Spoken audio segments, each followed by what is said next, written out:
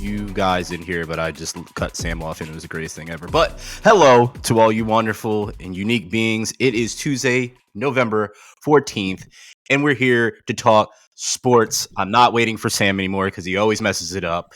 And we'll do so every Tuesday to show you all. And we also want to show love to all those that are listening or tuning in on YouTube right now. We appreciate all the love that we are getting with that. Obviously, we would like to see increased numbers, but we're newbies at this. Even though I've watched streaming forever, you would have thunk that I would have done it a long time ago. But anyway, today we're just going to get into what happened. And that's what we're here now, and that's what's important, yeah, Brandon. Yeah, that's all that matters. Today we're just going to get we got no real headlines. There wasn't really any headlines outside of the game, so we'll get a little more time to talk about the games, our dubs, our L's. We'll get to my power ranking. We'll also get to what our records are at this point in time between Sam and myself, and then also those that have been participating on Instagram. If you haven't, definitely go follow us on Instagram at Chasing Points Podcast. This is what we are. This is what we do. So you can be a part of the record or lack thereof record for those following on IG.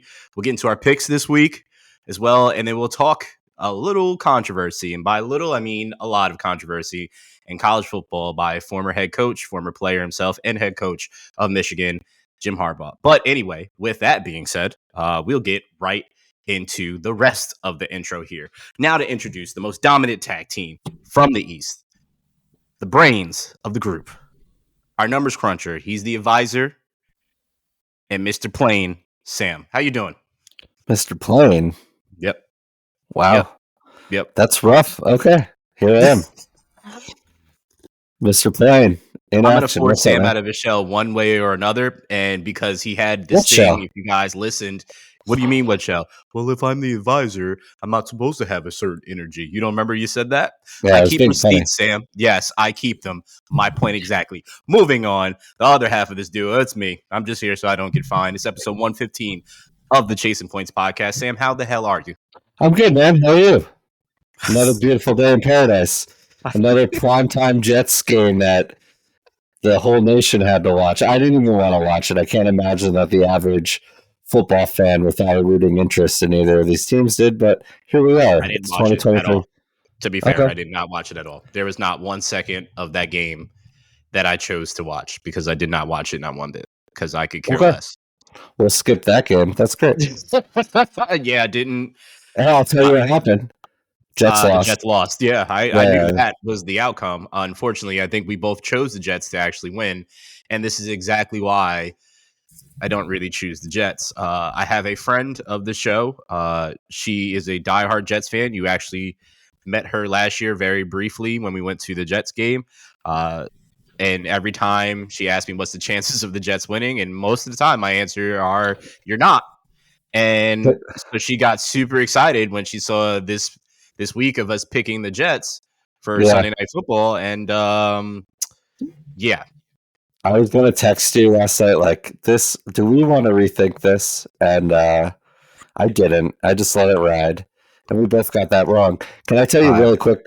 I've been saying like my 5-year-old's been getting into sports a little bit, and he's, his favorite team is the Jets, just like Daddy. He says so. The last 2 weeks have been primetime games, so he hasn't been able to stay up and watch them. Nor does he really pay 100% attention. Again, he's 5, but then having to wake or in the morning, telling him when he asks who won last night, and then telling him the last 2 weeks that the Jets lost, he gets so upset. He has no idea the inner workings of this team, or that none of this is surprising. But it's really just hard to watch at a 5-year-old. It's really Sam, hard. You've had sound parenting up until this point.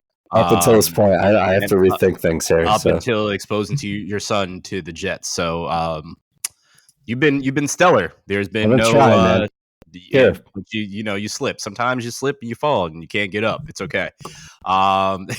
We're here now. I do not want to put a damper on what was a great week 10, though. Some great games, so we're going to get into. Oh no. Those now, to be clear, nothing that the Jets do is going to put a damper on anything else that happens in NFL. Just to be very, very clear. So no matter what we say about them, there's going to be no damper. It might be for you, but I even don't even think it's for you because you're probably used to this so much at this point. It's just kind of like, oh yeah, it happened, whatever, you know. Yeah, this is like my September 20th feeling. So to get this in November is great. To be fair, the best part about the Jets and the Raiders playing was Davante Adams and Aaron Rodgers hanging out prior to the game. That was like the best part of it. So, what do you think they got into on the strip on Saturday night? You know what I mean? Like, it was probably a fun night. I'm sure they definitely drank.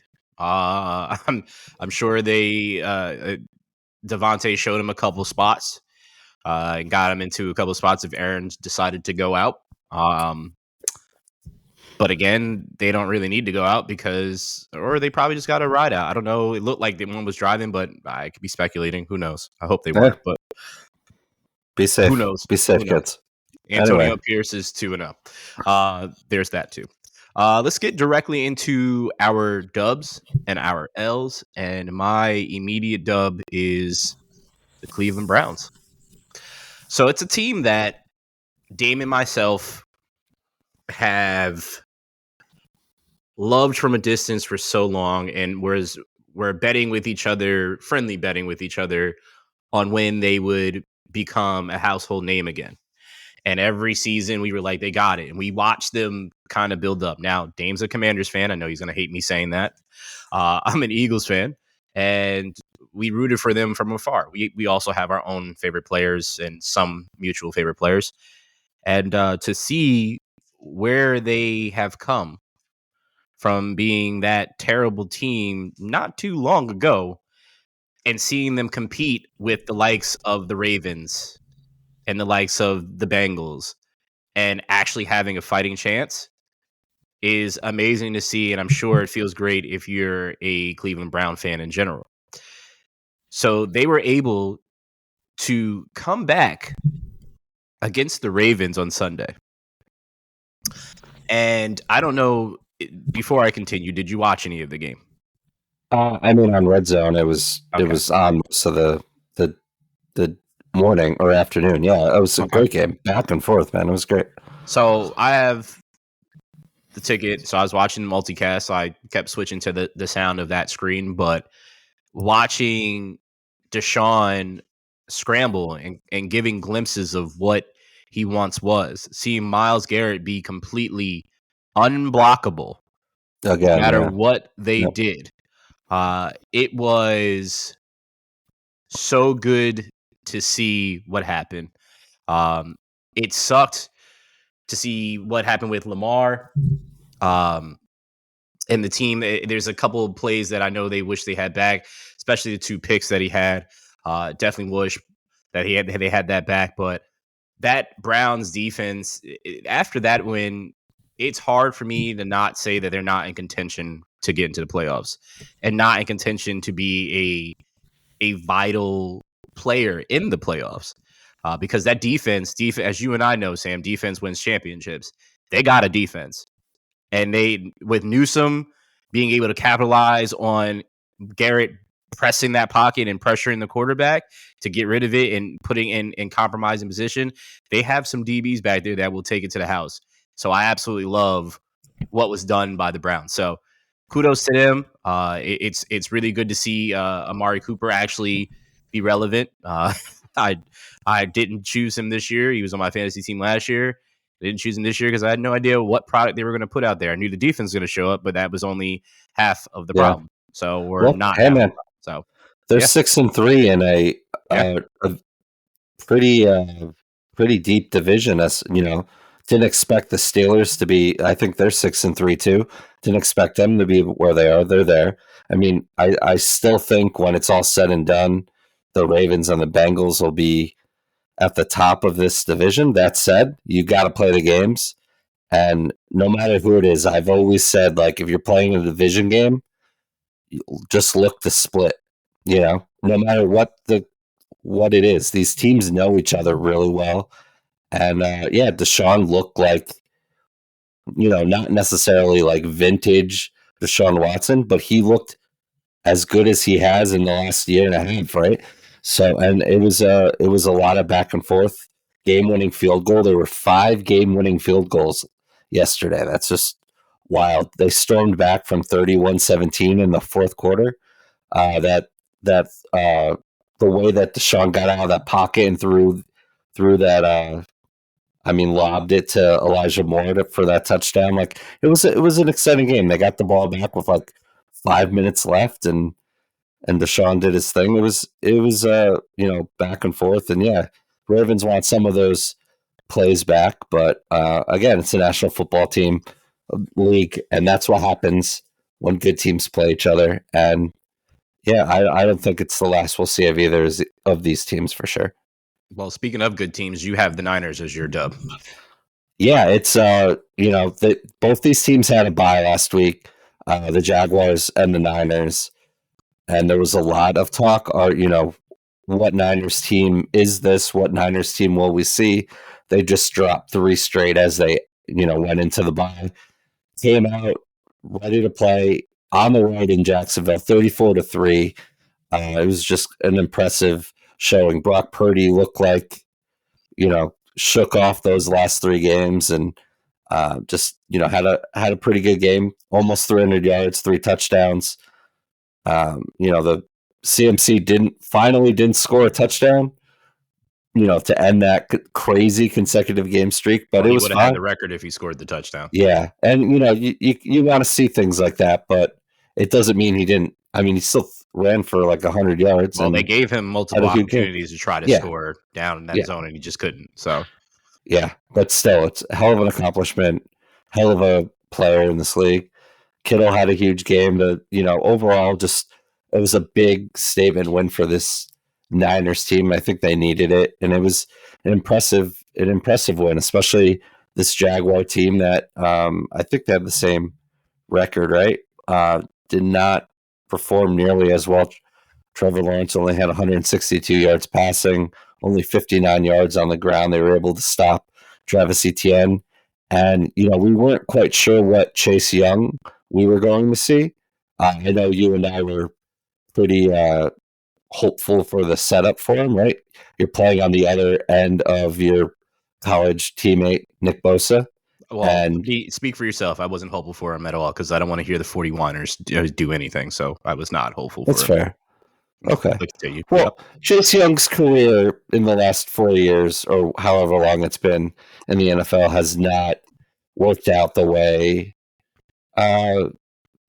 we all kind of thought it would. And, it looked a little different today, and the defense was in the Jaguars' face all game. It was a pretty dominant performance defensively as well. And yeah, this Niners team looks like it's getting back on track and a pretty big win on the road in Jacksonville. Well, I'd say, of course, it looks like they're getting back on track. You get your Hall of Fame left tackles back, which shores up your protection on your blind side. So it makes it a little bit easier knowing that you're not going to get hit on that side and can be comfortable on that. That was a huge part of Purdy looking like what he once did at the beginning of the season. You also get Deebo Samuel back, which the statistics show when you have both of them there that he is pretty hot. Without him and without these guys, that's it, right?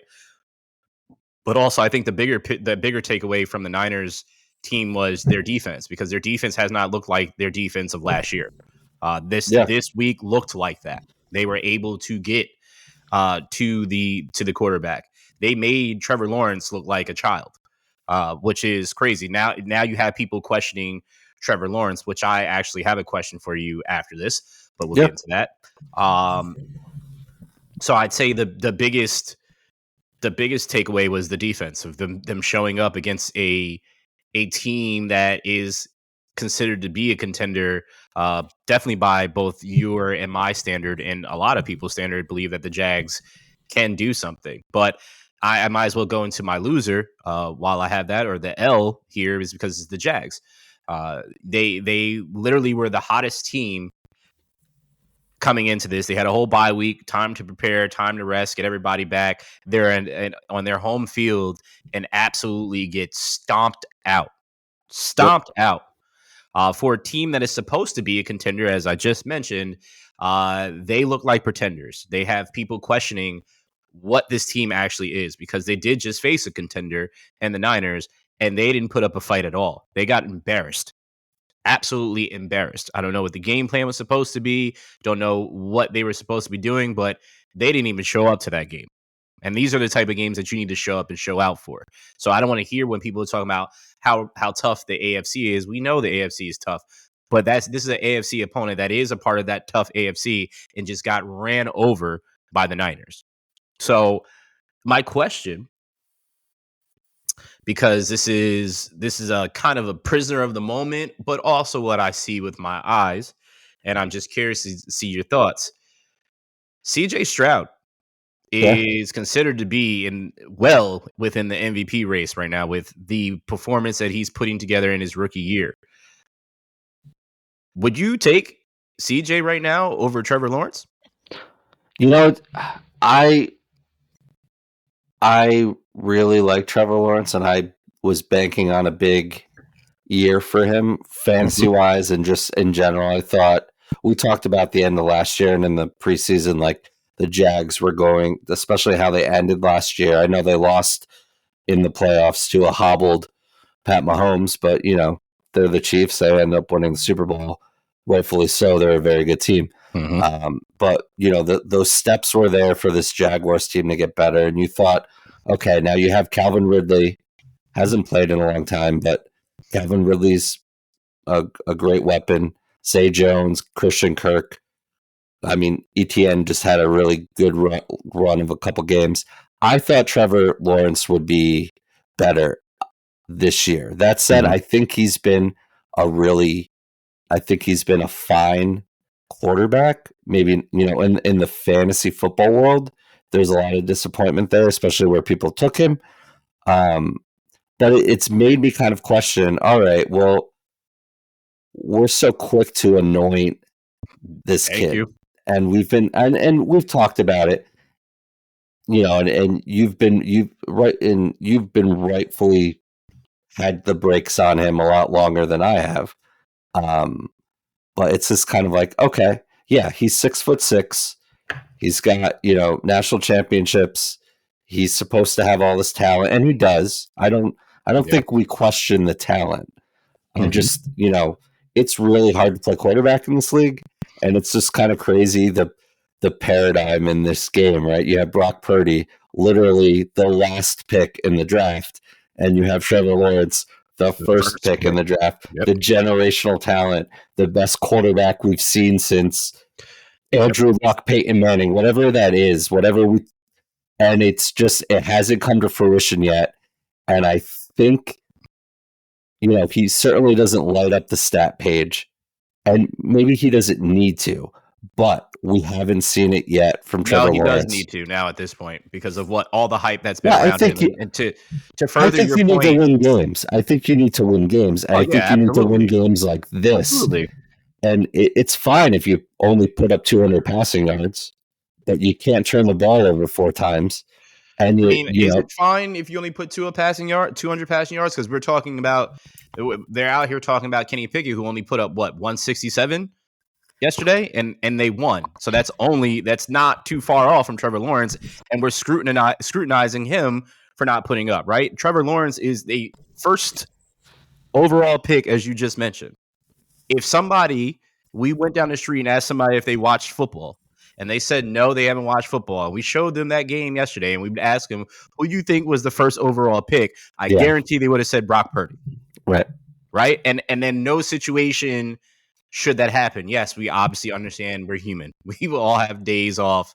It just is what it is, right? But even when you have those days off, there's got to be something else that gets your team there. They didn't show up. And it always starts with the quarterback, Sam. They didn't show up. Now, to be fair, that Jags defense didn't show up either. Yeah. So while we're sitting over here beating up on Trevor, we need to beat up on them too, because they didn't show up at all.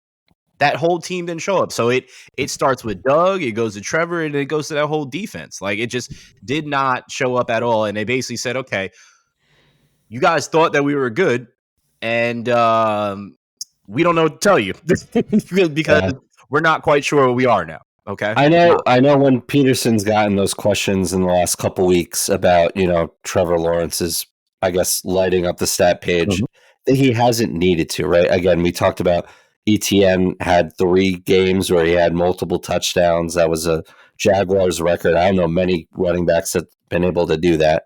They have a really good defense. They have a good defense. I don't know if it's really good, but Josh Allen, they have a good defense. And you have really good receivers, and you haven't really needed Trevor Lawrence to be Peyton Manning or to do that. When you have games like this, and you need a little bit more, and you can't turn the ball over 4 times, especially against a team like this. So I guess the answer to my question is that you take CJ right now. Oh, right now. Oh, yeah. Okay. I didn't even think of this until Chris Sims said it last night on the pregame to the NBC Sunday night game. Like, CJ Stroud's having the best rookie season ever quarterbacks ever had. Really? Yes, and ever. I guess it's and I know I've heard that a couple times today, but I haven't compared numbers, but I haven't really even thought to think about it. But the game-winning drives he's played 9 games this year. He's had like 8 really good games. And only 2 interceptions. Yeah, you're right. Because wasn't it like 6 or 7 games in a row before he even didn't throw one? Even had one? Yep. Yeah. And this yesterday was his second one that he's thrown this whole year.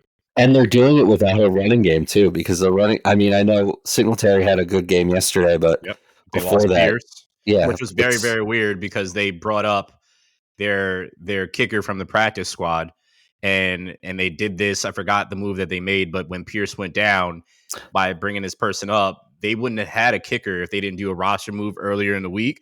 So they would have been without a kicker for that final kick, which obviously would have meant a whole lot in that situation. Last week, Dare Ogunbowale was the emergency kicker, and he kicked some extra points and a kickoff. Yeah, it was incredible. It's Danny Amendola's brother, Matt Amendola. Didn't know that. But yeah, another game-winning. Just not a game-winning kick, but just a good week good week for kickers, I guess. I take CJ Stroud. Oh yeah, totally. And I didn't see any of that coming. I mean, I liked CJ Stroud more than Bryce Young coming into the draft, but I don't think anybody really saw this outside of CJ. So CJ saw what he saw, and the Texans, I guess, technically did since they picked him. But that is also my dub of this week, as well as the Texans, just because of what they've done. They are, outside of Josh Dobbs, they are the other big surprise in the league this year. Again, being led by a rookie who is in the MVP conversation and balling out of his mind. That defense has played also out of their mind, being able to punch Joe Burrow in the mouth when they needed to. There was a huge drop by Boyd, which would have 100% gave the Bengals the W, but that's not how it played out. But this is why you play the games. And also in the next drive when the Texans got the ball back, Tank Dell dropped a huge pass that could have been something let down, but it ultimately didn't affect the outcome. So, I mean, it's a game of inches. It's you make a catch, you don't make a catch, it happens. The teammates of Boyd were consoling him after. Mixon was like the one that was by him this whole side, walking with him into the tunnel to comfort him. But to be able to go head-to-head against Joe Burrow, who, as we know, the Bengals had a huge resurgence and are out here trying to make their way back up the ladder of contention, and they were able to silence them and beat them in the last few seconds, and that is huge. It's a W is a W. As we've said so many times on here, it doesn't matter how it looks, a W is a W. At the end of the day, you're trying to get yourself to a better position, better playoff spot to help you out.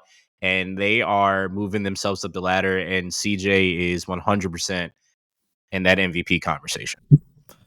Yeah, it was uncharacteristic of Tyler Boyd to drop that right in his hand. I mean, it was high, but it was right in his hands. And John Madden said, if the ball touches your hands, you need to come down with it. I'm not, uncharacteristic is what I said, because he's not a guy that, I mean, he's not Mr. Dependable, but and he had a big touchdown earlier in the game. But that to rest it just on Tyler Boyd is a fool's errand too, because there were a lot of opportunities. Burrow had a couple picks. It's just the game got away, and they stormed. They got to where they needed to be, and they just couldn't finish it. And that's testament to this again, to DeMeco Ryans and this this hungry team. Yeah. You said Joe Burrow's pick, which is a great point, because there was actually a pick at the end of the game where Joe Burrow threw a pick, Texans get it, and then CJ threw his second interceptions, as I said, and it allowed the Bengals to even have a chance. Yeah. To be and because if CJ doesn't throw that pick at the end, they can run out the clock and the Bengals lose by 2 scores.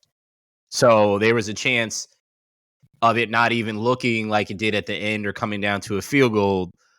But again, things happen. So as you said, it looked way different than what the numbers say. And if you watch it, it was a phenomenal game. To close this out for Dubs, you have the Vikings. Yeah, I just you mentioned Josh Dobbs as like the winner of the year, right? The storyline, like just a hell of a performance, and they were saying like he didn't even know where the locker room was. Yeah, and it's one of these things where he just had a crazy performance. He was doing it all different kinds of ways. You're without. Oh yeah, by the way, you're without the best wide receiver, or one of them in football, and Justin Jefferson too, and you just had a big performance against the Saints. And no Derek Carr got hurt, and it was like YOLO Jameis Winston time.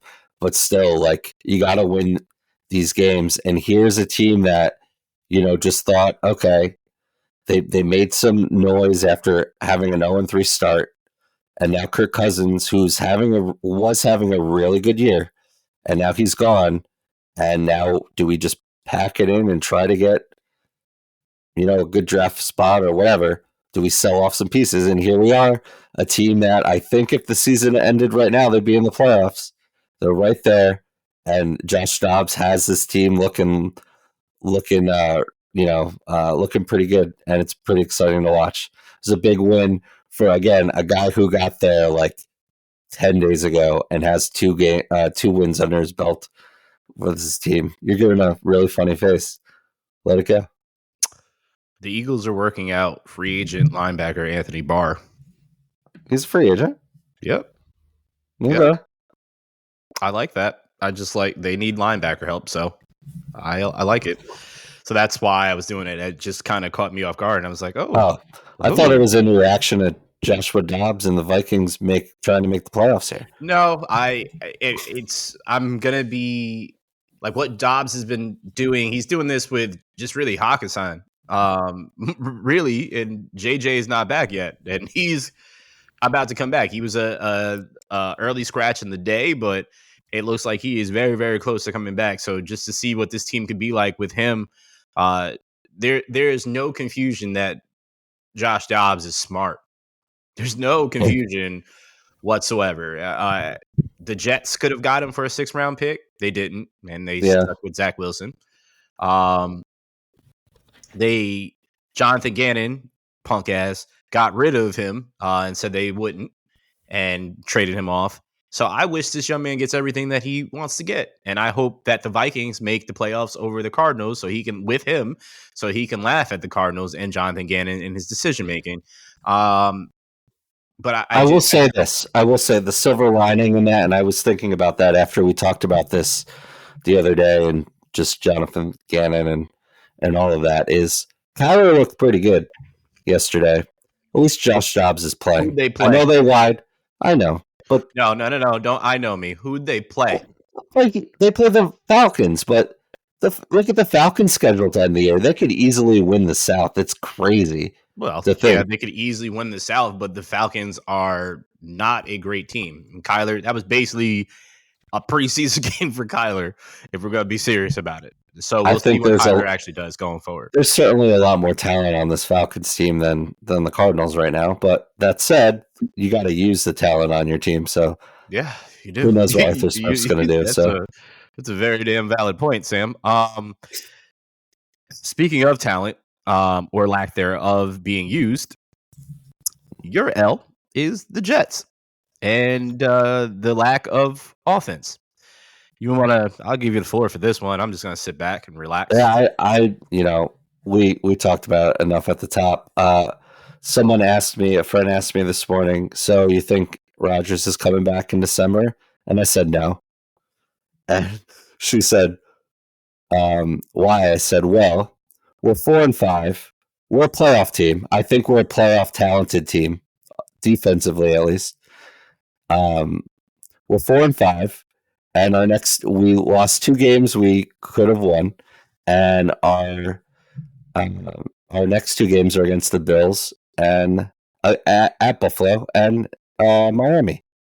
So there's that. If Aaron Rodgers comes back and you guys are nowhere near playoff contention, which it looks like There's no reason, be the case, there's no reason to put Aaron Rodgers back out there, even if you are in contention, because that O-line is terrible and is the exact reason why he tore his ACL in the first place, is because they couldn't protect him. Yeah. Was that not the theme throughout Hard Knocks? Is the O-line protecting Aaron, the O-line protecting Aaron, the O-line it was a whole talk about that throughout the whole offseason, and literally a few plays in, boom, here we are, and it proceeds to be still the same thing, right? If they can't protect a future Hall of Famer, what makes you think that they're going to be able to protect Zach Wilson? Like, it just makes no sense, and I feel bad for Garrett Wilson so much. I just do, because I really, really love this young man and the talent that he absolutely has. He's humble throughout the whole time, and looking at those press conferences, I know what he wants to say, Sam. I know what he wants to say, but he's doing the right thing, and he essentially watched what happened to Zach last year for not saying the right thing. So he has a prime example of what not to do. But I know every time he gets up there, if you read the pain in his eyes, he's saying, somebody saved me. I need to be saved. I think, especially when Coach Saleh comes out today, like, Zach's played pretty good. We're not making a change. And okay, I'm sure the rest of the locker room is saying, all right, well, something's got to give. What's the plan here? Because, it's like Nathaniel Hackett didn't even realize that Breece Hall was on the team until like the end of the game. So can we talk about Saleh for a second before we go? Yeah. I've openly said that I've been a fan of Robert Saleh, but this season has made me look at him in a different light, because he's talked a lot this season. Yeah. He's talked a lot this season about how the defenses have shut down good quarterbacks and blah, blah, blah, yada, yada. But yet the team is still losing, and you're still putting out a terrible product offensively, and you're lying to the media. You're lying to the fan base. And more importantly, you're lying to the guys that are right there that you're immediately affecting every week, week in, week out. You're lying to your offense by saying Zach is the best option, when we all can see that Zach is not the best option. There's been many opportunities, and me, Sam, I've defended Zach to a certain extent and say give him a chance, allow him to grow. He's now had a chance to grow. I've watched him. He's had Aaron in his ear. He's had time to do this, and to be fair, this was not supposed to be for him. But Hackett turned around and made the offense to him, who is also another problem, because his teams have not scored touchdowns for quite some time, and he's only scored one offensive touchdown, I believe, in quite some time. But you got Trevor Siemian there. Put him in. Give him a chance. Let your team see something different, because they seemed to have a spark last year when you benched Zach. This year, the difference is Zach is saying all the right things and being upbeat and doing that. That's great. Zach's not winning your games. Put somebody else in. Because I'm telling you right now, Robert, if you don't do that, you're going to lose your job very, very soon. I've been waiting weeks for you to say this, because I know you've been a little bit more like, give the kid time. And I mean, the time has expired.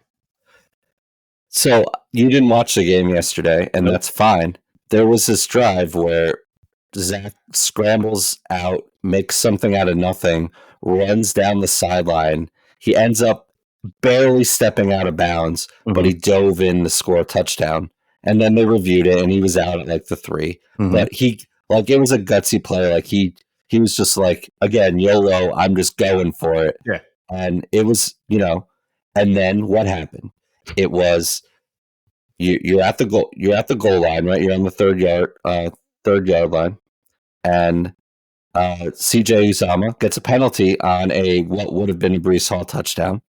Gets a penalty, another penalty, and then there was something else happened. Oh, there was a drop to Michael Carter. There was another penalty, and then you settle for a field goal. And I tell my friends, I'm like, this is the quintessential Jets drive. Like, this is it. This is the season right here. Like, this is just how it goes. One step forward, a million steps back. At least we were able to salvage 3 points out of it. But like, this happens way too much, and it's just wasting another great defensive performance by this team. And again, you're playing there's talent on this Raiders team. We just talked about Devontae Adams, Josh Jacobs. Just on the offensive side of the ball, at least there's a lot of talent too. Max Crosby again. There's talent on this team, but you're wasting this Jets defense and this performance here because your inability to just be able to drive the ball down the field is something that we've been missing since Ryan Fitzpatrick was our quarterback. Maybe Josh McCown. Like, it's been so long. Like, it's just, why is it so hard? Like, I just get envious of these quarterbacks that can just, put up 300 yards and a couple touchdowns and protect the football. Why is that so hard? It's hard. And so, like, that's my mindset every week where you're, like, bashing these quarterbacks that can't quite get over the hump, because I'd love to just be at the hump. You know what I mean? Like, and Zach Wilson is so far from that spot and just being able to move an offense down the field. This team in general. You'll be there next year. You'll be fine. I promise you. So. You'll be all right. I hope so. I hope so. We'll see. We don't need to beat a dead horse anymore. Real quick though, with the Raiders, Antonio Pierce looks like a head football coach, and this team's playing for him. And he did before, during warm-ups, he went to everyone that was on the field warming up and dapped him up and like said hello to him. And it was just like one of these things where it's like, you're a pro football coach. And hopefully that all works out for him. Yeah. It says you last week, get more player coaches. That's what you need. Maybe they need a player coach in Los Angeles because Brandon Staley ain't it. He hasn't been it. Ain't gonna be it. I feel like we could just name every episode of our podcast for the last 2 years. Brandon Staley ain't it. It's so mind-boggling to me. And you know what I've said about Herbert. I believe Herbert has the talent. I believe that in certain games that he has not allowed his team, he hasn't showed his true potential. And then there's games like yesterday where he absolutely balls out and says, I'm not the problem, everybody. It's not me. It's not me. And it's not Keenan Allen, because Keenan Allen has actually been healthy this year.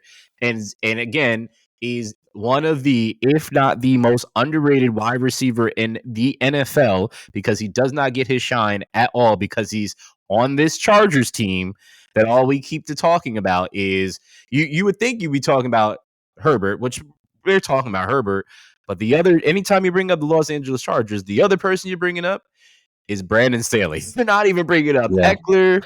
You're not bringing up Allen. You're not bringing up the defensive side, Bosa or Mack. You're bringing up the head coach because he sucks. And he continues to show that he does, and this team continues to suffer. At what point, I'm telling Sam, I don't think he's head coach next year. No. I really 100% do not believe he is the head coach next year. And the way things are happening in Michigan, I wouldn't be surprised if Harbaugh ends up like, hey, you guys need a coach. There's going to be a lot of people clamoring for that Chargers head coaching seat because it's going to be vacant.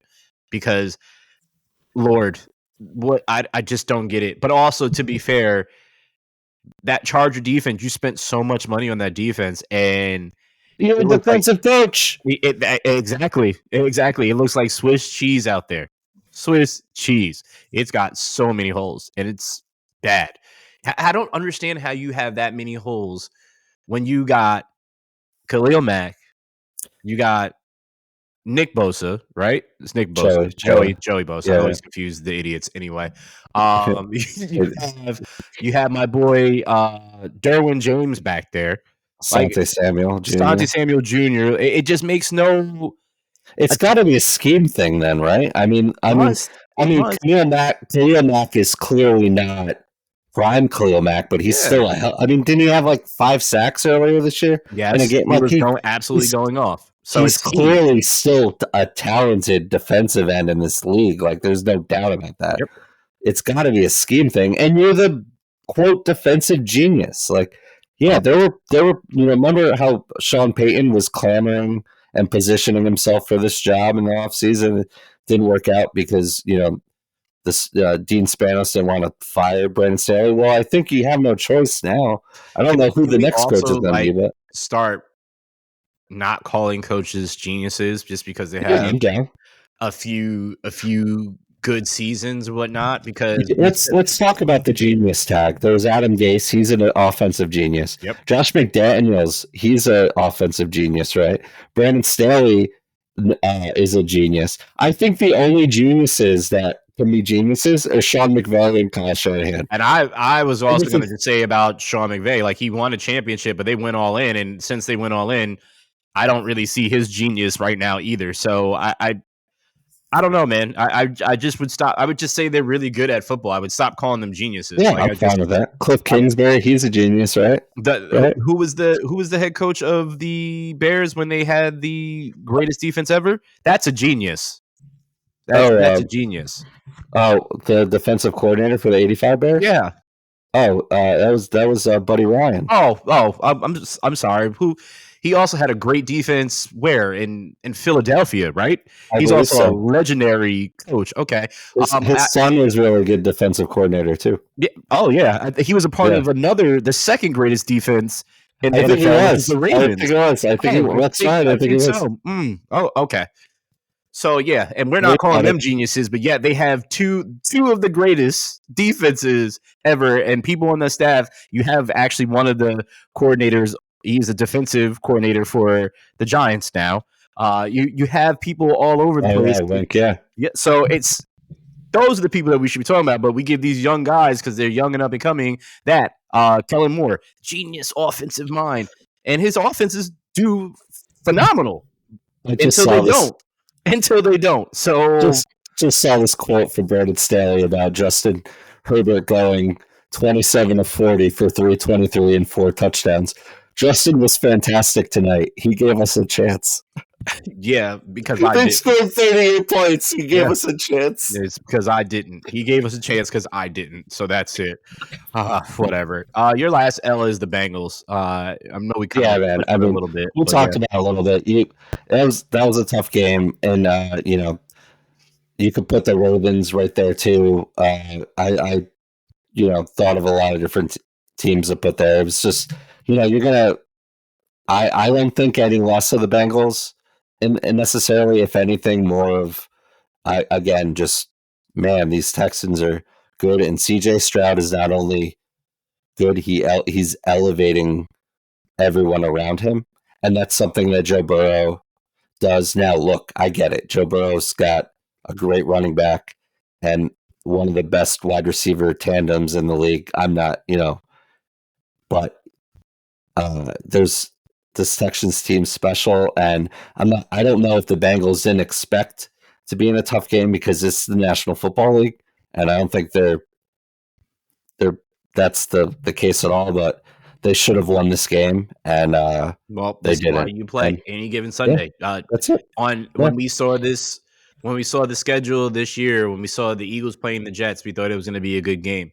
Then Aaron Rodgers went down, and then we thought the Eagles were going to blow the Jets out, and then the Jets won that game, right? Any given Sunday, anybody can win. So I don't care what it looks like, what it's supposed to be. If you don't show up, or to your point, if you kind of just like, okay, well, we show up and we just think it's not going to be something, you're going to get ran over because there's a bunch of professionals on the other end that are hungry as hell. And that team is young and they have a point to prove to everybody. CJ has a point to prove to people that, hey, you didn't believe in me. Here's what it is. They talked about his test scores. They talked about how not great he was with that. And he said, I'm a football player, and that's what I'm great at. And he's shown that. D'Amico came from San Fran, former football player himself. He's first-time head coach. He's out here showing what his defense. Brandon Staley, this is what a defensive-minded head coach looks like when he has a good defense. Go look at the Texans, because that's what it's supposed to look like for your team. And they're doing it with young people, and it was a team that last year nobody believed could do anything. So pay attention. Can I say something real quick about Texans to your Jaguars point earlier? Jaguars are 6-3. Texans, who again no one thought would be here, 1 game out. Yep, one game. It's going to get interesting very, very quick. So what is also interesting in my mind is my power ranking. So it has definitely changed this week. Some names still familiar, definitely a new name here, and they deserve to have their respect. So I'm going to give it to them. At 5, they dropped down from the 2 spot from last week. The Ravens, because of that loss on Sunday. They should have won. I'm not saying it is an easy game, because it was no easy game. And there's no easy games in my mind in football, but they should have won. And at times when Lamar is in those big games, which has been a knock on him, and the only knock that I ever had on Lamar myself, is when he gets in these huge games, it looks like the moment is too big for him. And that's the only thing that I've seen thus far in the NFL that I can say is a knock. I believe 100% he just needs that one big game that's going to get him over that threshold and be like, okay, I'm here, right?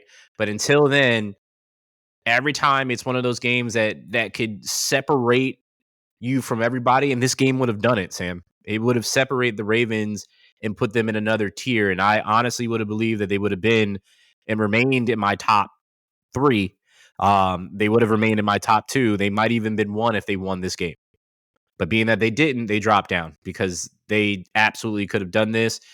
And I'm just too, I want to say, too skeptical of who this Ravens team is at times, because sometimes they look like absolute world beaters. And then at times they look like they can't even tie their own laces. And that's sad to me. I think it's interesting. That's a great point, because we talk about trying not to be too overreactive week to week, but that's pretty much every team in the National Football League. I would say, you probably take the Eagles out of that conversation because they've continued to win games, even though hasn't been pretty. It's been ugly at times. But we had this stretch where, I'll definitely say I thought the Niners were the best team in football. I don't see how they're going to lose many games. Well, they lost 3 in a row. Then, the Bengals are back. And again, I think we still really like this Bengals team, but they should have won that game, even though they started the season awful and then they had a great stretch. So it's just, and then last week I said, hey, we haven't given the Ravens enough love. Here we are. We spent half the pod talking about the Ravens. And then again, they lost the game they should have won. Yep. And so it's the National Football League, to your point. And I think you could pretty much say that about every team so far in the NFL. Well, this is why my power rankings has changed so much this year, more than last year. Last year was pretty stagnant for the most part. The top 2 teams remained the top 2 teams pretty much all year long. Like the first couple of weeks, it was kind of whatever. And then after that, it was Eagles and Chiefs. We knew all the way kind of through. Number 4 is the Niners. They were previously, higher ranked too, to Sam's point. This game was a big win for them, beating up the Jags, who we believe is a potential contender and were in my top picks not too long ago. But now the Jags are out. Niners are still at 4. This game was huge for them. And we'll see what happens. They have definitely a hard game against the Eagles coming up in 2 weeks, I believe. and they have some other harder games to go through, but a little easier schedule to allow themselves to get to where they have to go. So they should have some favorable wins ahead of them, allowing them to be in a contention position for sure. New to this list, the Lions, because they are 7-2, I believe, at this point in time, and they are absolutely they're not the same old Lions. We've watched what they have become, watching them on Hard Knocks. I want to give a shout out to Jared Goff and put some respect on his name, because I was definitely one of the people that called him a bum. And he has proved that he's not. And he proved my own theory that I go by all the time, Sam, which is sometimes you just need the right system. And he is in the right system for him.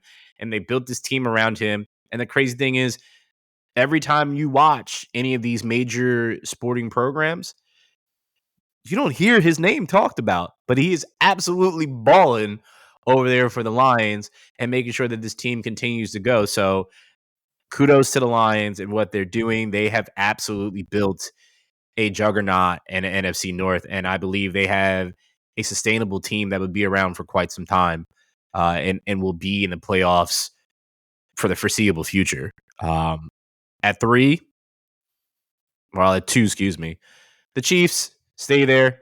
They had a bye week. They stay there. Eagles won. They stay there. They also had a bye week. And they play each other on Sunday night, coming out of the bye week. Or is it Monday night?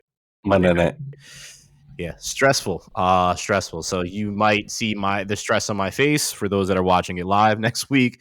Sam will definitely see that. I will definitely have some alcohol next to me to try to calm the nerves. But that is my power rankings this week.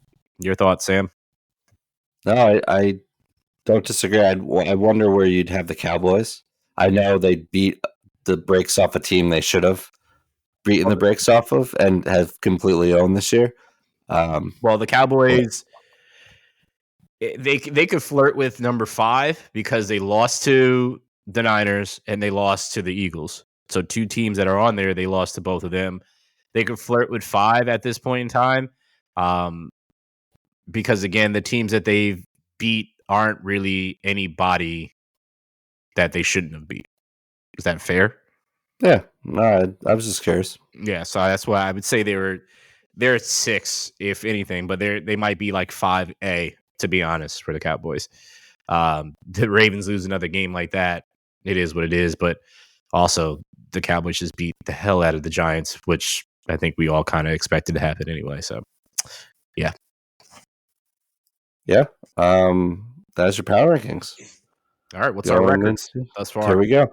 Hey, last week, or this week rather, excluding tonight's game, we both have Buffalo over Denver in Buffalo. But again, straight up, I went 9-4. This week, you went 7-6. So I did pick up 2 games. Close the gap. Instagram, only 7 wins this week. So got to pick that up. But, 85 total wins for Instagram. I am 93-63 so far, and you are 95-61. So I was able to pick up 2 games, but you still have a healthy lead there. So we'll see. Well, doesn't look like it's going to change at all this week because Sam and I are pretty much spot on throughout this. But teams that have bye weeks for week 11 is the Falcons, the Colts, the Patriots, thank God, and the Saints also, thank God. Oh, my God. Yeah, the Patriots are going to be a loser. All 4 of these teams, I'm very thankful that they all have a bye. That's less painful football that we have to watch this week. Yeah. So let's get right. The Patriots were on that loser list for me, but I didn't. I want to talk about the Jets instead. Yeah. Go ahead, then. Go ahead. That's fair. Thursday night football. Bengals at Ravens. We both have Ravens. Steelers at Browns. We both have Browns.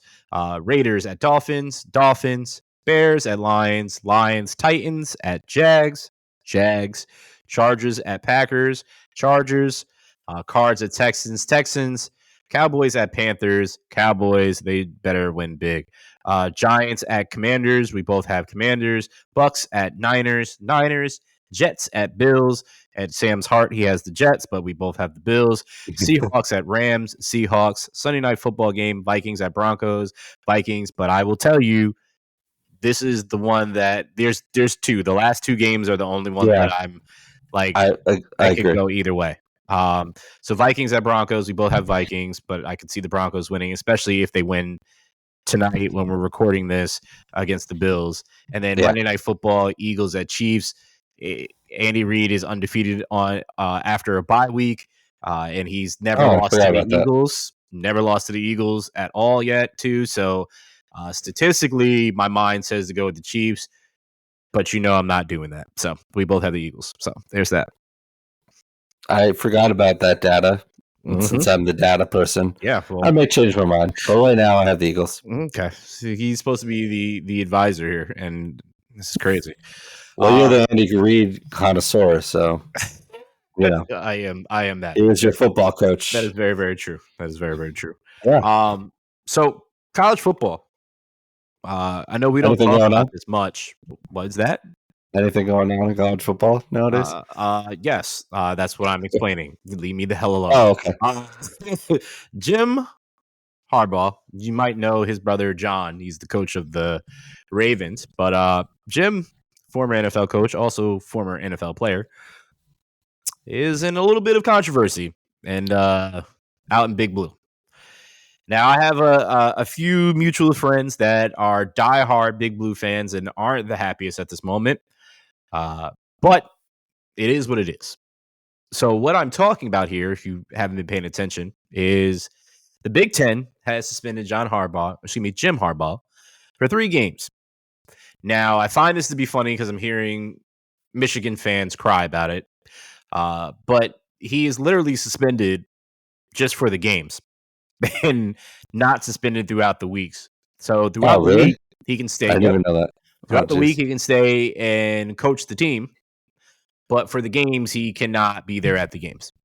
So he's not like in a press box or something? He's not. Nope. He's at home? He's not there. Can't go with the team. Can't be there. The first game of this 3-game suspension was against Penn State this past weekend, but they didn't need him. Just like Penn State doesn't need James Franklin. But they won, and they won in a phenomenal fashion for Big Blue, and I thank them as a Penn State fan because they need to show what James Franklin does not do when it's time to show up to big games. I look at him as the Brandon Staley of college football, at least for the Big Ten, and definitely for Penn State. That's really funny. When you sent me over the weekend some awful James Franklin stats, and my reaction was initially, I think Keegan-Michael Key would be a better James Franklin than James Franklin. I would because he does such a good impersonation. Yeah, at this point, I would take it. They should try that. Fire their offensive coordinator after the game, as if it's the offensive coordinator's part. Yeah, it's clearly his fault. Yeah, there you go. Great. Cool. But anyway, back to Jim.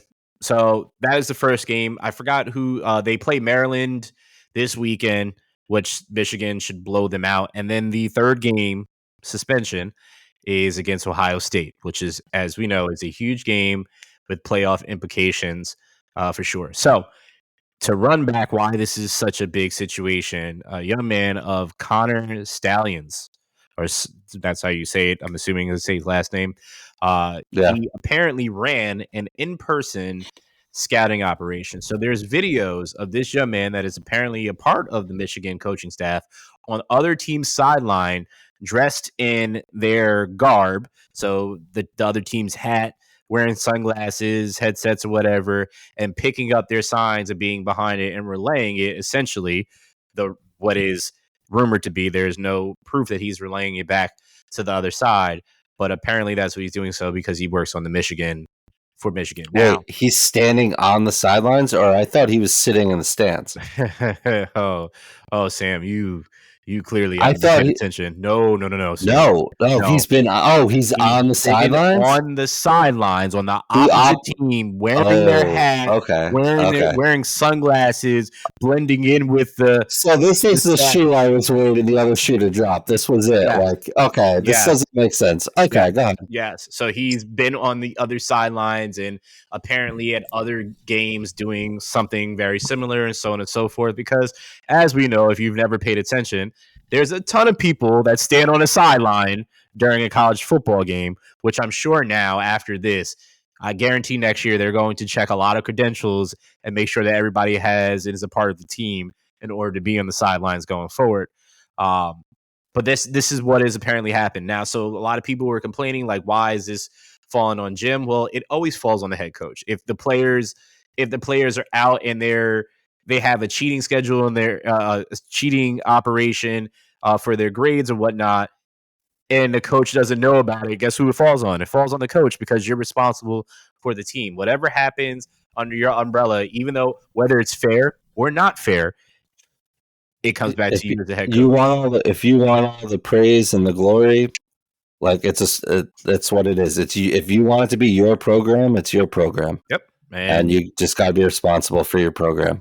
And this is where we are. So that is what is happening. So it's kind of a do you care?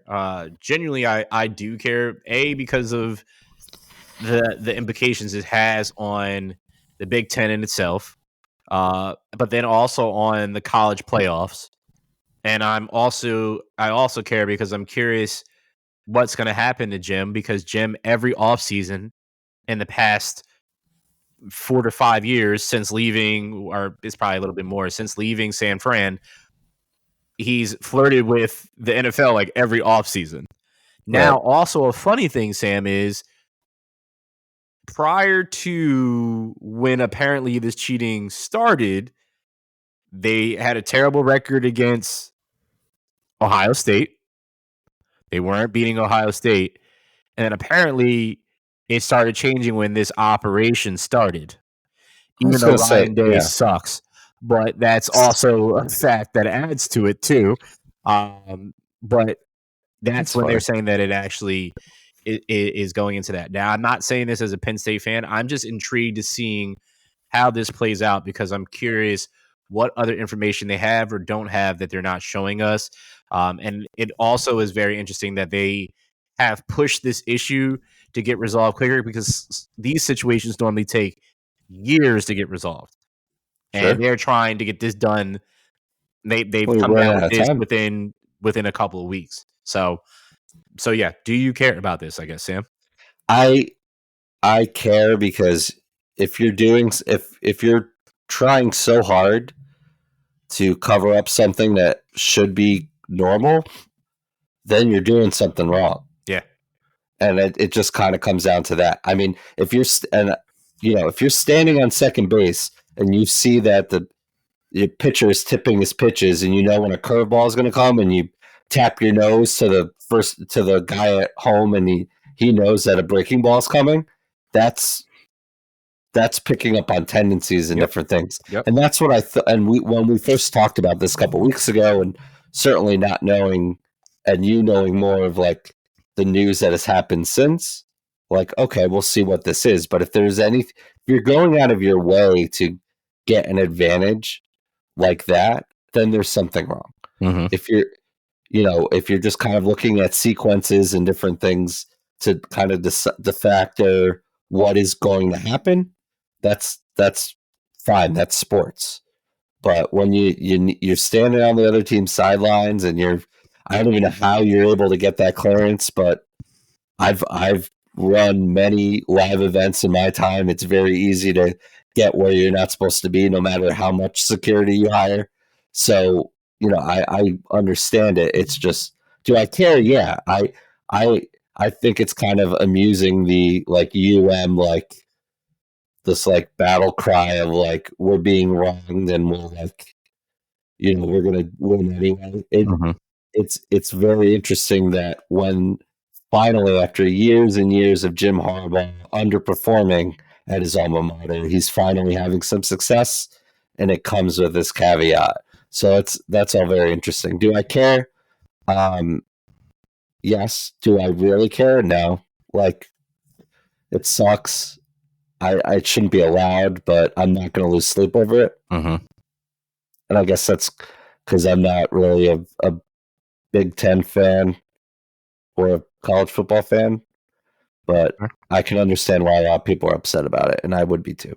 Yeah, it's It's very interesting. I'm curious to see more about it. I know there'll be a lot coming out over the years. So again, stealing signs is a part of the game. If because I know they're still, they haven't flat out said that was him on the sideline, but it looks 100% like this man being on the sideline dressed up this way. Has he said anything? No, he's resigned though. He just flat out resigned. I don't think there's been a statement from him. Yeah. But regardless, it's just very intriguing to see what is transpiring, and I guess we'll just have to continue and wait and see what happens from this point going forward. That's so he's really not banned from any postseason play. He's just banned the next 3 games or 2 games, if you will. Yep. Correct. Interesting. Correct. Okay. Mm-hmm. And so we'll see if there's more that happens. But at this point, that's it. 3 game suspension. He'll be back for like the title, not the national title game, but the conference title game, I'd imagine. Yep. So okay. Yep. So essentially, he's just got a 3-day vacation. I saw Micah Parsons laugh at the interim coach or whoever it was after he was like crying. I thought that was interesting. Okay, I'm just gonna say this. Okay, go ahead. I love my Penn State guys, but Micah has continuously made it harder and harder to like him, because I don't know if you saw what he did. If you're not aware, he has a podcast that is sponsored. Everyone has a podcast. Yeah, everybody does. Man. But it's also, by the way, that's also kind of annoying too. I don't need to hear from you or every player after their game on their podcast of what they thought went wrong or what they didn't. I don't listen to any of those podcasts because I just purposely don't want to hear what you thought could have went your way or not. And on the last podcast that Micah had after they lost, he had Stephon Gilmore on there, and he was complaining about the refs and said that there needs to be more refs on the field because they missed so many other plays. So Micah, without you actually saying it, you essentially said that we needed the refs to win that game, because without that, we wouldn't. Without those calls, we lost those games because of those calls. So you're saying that you couldn't have beat the Eagles without the calls. You don't realize that you're saying this because you're not trained in a certain way to say certain things, but you don't realize by not saying the other part, that's what you're saying. And you're complaining about the refs. Now, Sam, if we all know that there's a hold on every play in the NFL, every play, there's pass interference on every play in the NFL. It's just if they catch it or they decide to call it. And also, new thing that they've been doing this year is that they've been picking up the flags, right? Which a lot of people absolutely hate that they're doing it, because they're getting together and they're like, well, it's not that, it's not this. But again, it's always going to be, depending on what team you favor, it's going to be a good or a bad thing. So let's just get over it as fans. It is what it is. And as players, do more than. If you don't want the game to be in the refs' hands, this is a historical statement that has been said for years. If you don't want the game to come down to the refs, don't leave the game in the refs' hands. Period. I say the same thing about kickers. And again, 5 game-winning kicks yesterday, and a lot of people are like, man, we played 60 minutes. It shouldn't come down to a kicker. Don't let it come down to the kicker. Yep. It's a swing. Yep. You've won just as many of these games throughout your sports life than you've lost by a kicker too. There's a reason why there's kickers a part of the game, is because they mean something to the game. Kickers are people too. Yeah. Except in fantasy, I'm fine without having kickers. Well, yeah, there's that. Well, I'll die on that hill. Oh, gosh. Well, Sam, close this out, man. Hey, man. Episode 115 of the Chasing Points podcast is in the books. Thank you so much for listening, for watching on YouTube, and you can check out our live stream about 5 o'clock Eastern Standard Time every Monday or around there. And the podcast drops Tuesday morning before you even wake up. And thanks so much for listening. Check us out on Instagram at Chasing Points Podcast. For Brandon, I'm Sam. Thanks so much for listening. Until next week, peace. Hey, Mom, I know you're not going to listen to this because you never listen to my podcast, but I know you support me anyway. But happy birthday.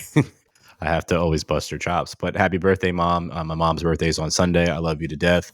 I appreciate everything that you've done for me. Most importantly, bringing me into this world to annoy people like Sam. So I appreciate you so much for that. I love you and everything that you have taught me, how to be a man and how to treat women alike and how to treat them as if they were you. And I appreciate that so much because it's taught me so much and allowed me to grow. But also on another side note, just it's we're approaching the holiday season very steadily. I know we're technically in it now. We're only a few weeks away from Thanksgiving, but just take the time to be thankful for what you have and not for what you don't have, because you have a lot of things that you've worked hard to get, and I know at times it's easy to overlook the things that you've actually worked to get, and that you actually have. And it's more than some people have ever had the opportunity to have that stepped on this earth and were able to breathe air on this earth. So don't take it for granted. Understand what your victories are. Understand what you have been able to achieve. And yes, that does not mean to stop striving for greatness and get and reach the full potential of what you have. But take a second to pause and be thankful, as I have begun to do more and more and more in recent memory. And I'm super thankful for even having an opportunity to say this and for people outside of Sam and myself to just hear me speak, whether it's here or my other podcasts or any other place that I have an avenue to talk to people. So just wanted to share that. Be super thankful. I thank you guys for listening to this podcast. Thank you, Sam. And yeah, let's keep it going. Peace.